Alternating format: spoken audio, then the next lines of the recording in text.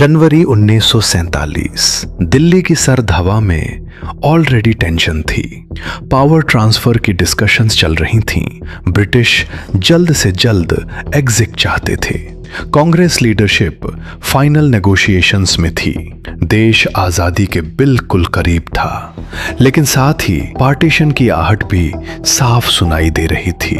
और तभी एक सीक्रेट रेडियो ब्रॉडकास्ट पूरे सीन को बदल देता है। मैं सुभाष चंद्र बोस बोल रहा हूं। भारत की आजादी अधूरी नहीं होगी।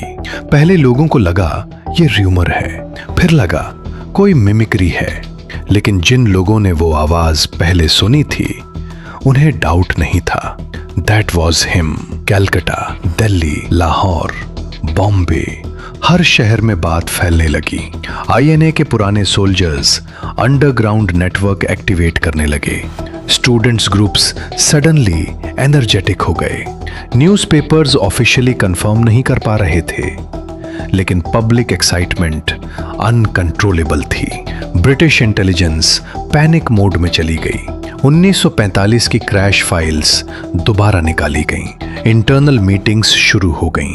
अगर नेताजी जिंदा हैं तो इंडिपेंडेंस का पूरा पॉलिटिकल बैलेंस बदल सकता है। जवाहरलाल नेहरू इनिशियली स्केप्टिकल थे।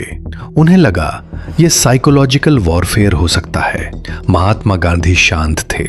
उन्होंने सिर्फ इतना कहा, अगर सुभाष लौटे हैं तो देश को उन्हें सुनना चाहिए, लेकिन हिंसा का रास्ता नहीं अपनाना चाहिए। सरदार वल्लभ भाई पटेल प्रैक्टिकल सोच रहे थे। उनके लिए सबसे बड़ा सवाल था, क्या देश दो पावर सेंटर्स में बंट जाएगा? क्योंकि नेताजी का पर्सनैलिटी मैग्नेटिक था। उनकी लीडरशिप स्टाइल डिसाइसिव थी और मासेस इमोशनली उनसे जुड़ी हुई थीं। ऑल्टरनेट टाइमलाइन में मार्च 1947 पूर्वी भारत के एक रिमोट लोकेशन पर लेट नाइट एक व्हीकल रुकता है। लिमिटेड ट्रस्टेड आईएनए ऑफिसर्स मौजूद हैं। सिक्योरिटी टाइट है। दरवाजा खुलता है। सफेद कपड़े, गोल चश्मा, वही confident posture. Netaji officially Bharat की धरती पर वापस आ चुके थे, लेकिन अभी पब्लिक अपीयरेंस नहीं, पहले पॉलिटिकल ग्राउंड वर्क। दिल्ली में एक कॉन्फिडेंशियल मीटिंग अरेंज होती है। रूम में लिमिटेड लीडर्स मौजूद हैं। नेताजी की पहली लाइन सिंपल थी, आजादी नेगोशिएशन से मिल सकती है, लेकिन सम्मान सिर्फ शक्ति से मिलता है। रूम में साइलेंस छा जाता है। नेताजी क्लियर कर देते हैं, अगर देश कमजोर स्ट्रक्चर के साथ इंडिपेंडेंट हुआ तो फ्यूचर में फॉरेन पावर्स प्रेशर डालती रहेंगी। इंटरनल डिविजन्स देश को तोड़ देंगी। उनका प्रपोजल बोल्ड था, strong central government, immediate military modernisation, fast track industrial policy, temporary disciplined governance to stabilise nation. कुछ लोग इसे विजनरी कहते हैं, कुछ लोग इसे डेंजरस। सबसे सेंसिटिव मुद्दा था पार्टीशन।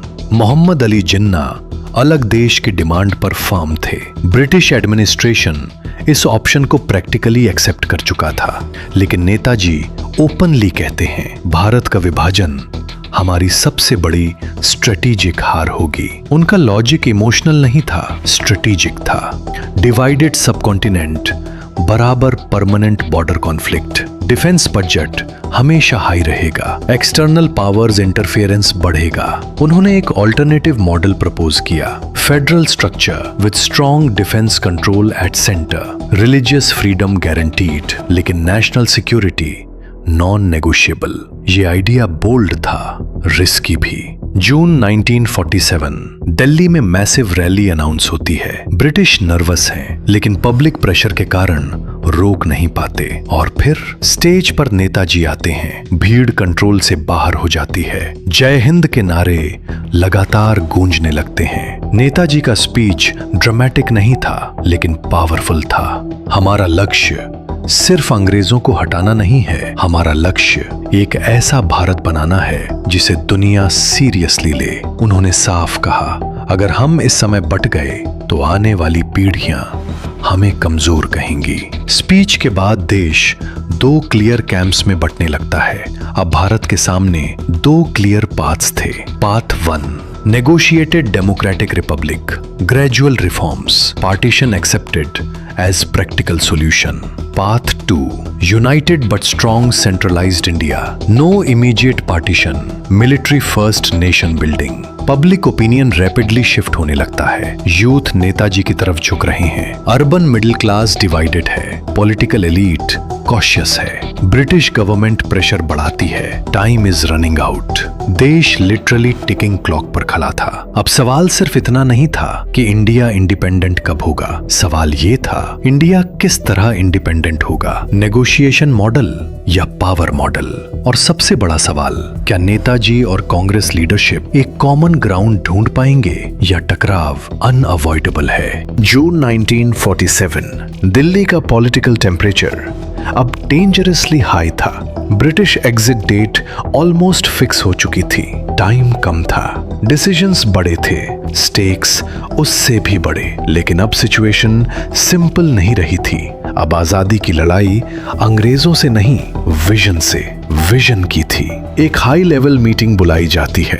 रूम में मौजूद हैं महात्मा गांधी, जवाहरलाल नेहरू, सरदार वल्लभ भाई पटेल और सुभाष चंद्र बोस। कमरे में सन्नाटा था, सब जानते थे ये मीटिंग इतिहास तय करेगी। नेताजी ने शुरुआत की, अगर आज हमने गलत स्ट्रक्चर चुना तो आजादी सिंबॉलिक रह जाएगी। हमें स्ट्रॉन्ग सेंट्रल अथॉरिटी चाहिए, डिसिप्लिन चाहिए, फास्ट डिसीजंस चाहिए। जवाहरलाल नेहरू शांत लेकिन फर्म थे। स्ट्रॉन्ग इंडिया जरूरी है, लेकिन स्ट्रॉन्ग का मतलब सेंट्रलाइज्ड कंट्रोल नहीं, डेमोक्रेसी बिना कॉम्प्रोमाइज के होनी चाहिए। अगर शुरुआत में ही पावर कॉन्सेंट्रेट कर दी तो फ्यूचर डेंजरस हो सकता है। सरदार पटेल प्रैक्टिकल एंगल रखते हैं। सबसे पहले हमें देश को जोड़ना है। 500 से ज्यादा रियासतें हैं, इंटीग्रेशन आसान नहीं है। स्ट्रॉन्ग सेंटर यूजफुल होगा, लेकिन पॉलिटिकल स्टेबिलिटी भी जरूरी है। महात्मा गांधी दोनों पक्ष सुनते हैं, फिर धीरे से बोलते हैं, शक्ति जरूरी है, लेकिन नैतिक शक्ति सबसे बड़ी है। अगर जनता का विश्वास नहीं रहा तो कोई भी व्यवस्था टिक नहीं सकती। नेताजी का पॉइंट क्लियर था, पार्टीशन अवॉइड करना पॉसिबल है, स्ट्रॉन्ग डिफेंस पोस्चर दिखाओ, internal law and order firmly control करो, कम्युनल वायलेंस को फोर्स से सप्रेस करो। उनका मानना था weak political compromise future wars की फाउंडेशन रख देगा। जवाहरलाल नेहरू काउंटर करते हैं, अगर अभी फोर्स यूज किया गया तो सिविल कॉन्फ्लिक्ट बढ़ सकता है, इंटरनेशनल इमेज डैमेज होगी, डेमोक्रेसी की क्रेडिबिलिटी शुरुआत में ही सवालों में आ जाएगी। ये सिर्फ पॉलिसी डिबेट नहीं थी, ये फिलॉसफी क्लैश था। Meanwhile British administration clear message देता है, ट्रांसफर ऑफ पावर जल्दी होगा, डिले अनएक्सेप्टेबल है। मोहम्मद अली जिन्ना सेपरेट नेशन की डिमांड पर रिजिड बने रहते हैं। डायरेक्ट एक्शन डे के बाद कम्युनल वायलेंस ऑलरेडी ट्रस्ट तोड़ चुका था। नेताजी एक लास्ट अटेम्प्ट डिसाइड करते हैं, direct meeting. Private meeting arrange होती है। नेताजी क्लियर कहते हैं, अगर हम डिवाइडेड हुए तो बॉर्डर कॉन्फ्लिक्ट परमानेंट रहेगा, फॉरेन पावर्स फायदा उठाएंगी।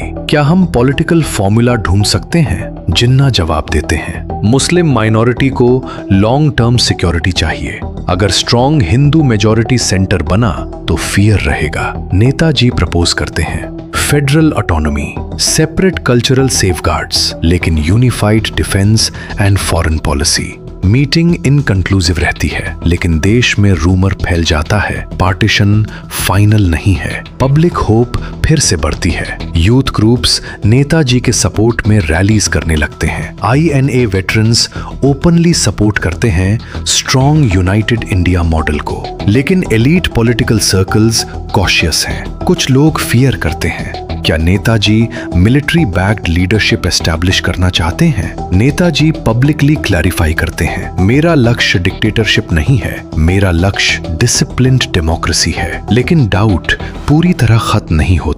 Time running out.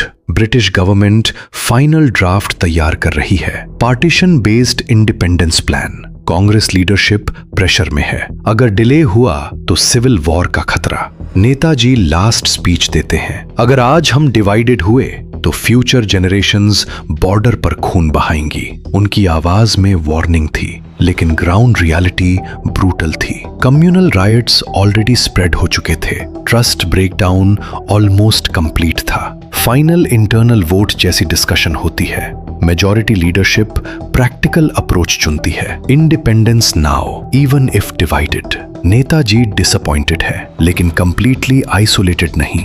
उन्होंने एक स्टेटमेंट दिया, अगर विभाजन इनएविटेबल है तो कम से कम हमें ऐसा भारत बनाना होगा जो फ्यूचर में किसी के सामने झुके नहीं। यहीं से ऑल्टरनेट टाइमलाइन थोड़ा ट्विस्ट लेती है। पार्टीशन अनाउंस होता है, लेकिन नेताजी डिसाइड करते हैं कि वो पॉलिटिकल साइडलाइंस पर नहीं जाएंगे। वो अपकमिंग इंडिपेंडेंट इंडिया में एक्टिव रोल लेंगे और अब असली संघर्ष शुरू होगा। इंडिपेंडेंट इंडिया का पावर स्ट्रक्चर कैसा होगा? प्राइम मिनिस्टर कौन? डिफेंस पॉलिसी कैसी? कॉन्स्टिट्यूशन कैसा? इंडिया अब इंडिपेंडेंट होने वाला था, लेकिन लीडरशिप इक्वेशन अभी सेटल्ड नहीं थी। लेकिन असली कहानी अभी शुरू भी नहीं हुई है। जो फैसला आगे लिया गया उसने पूरे देश की दिशा बदल दी। वो क्या था, जानेंगे पार्ट 2 में। Thanks for watching.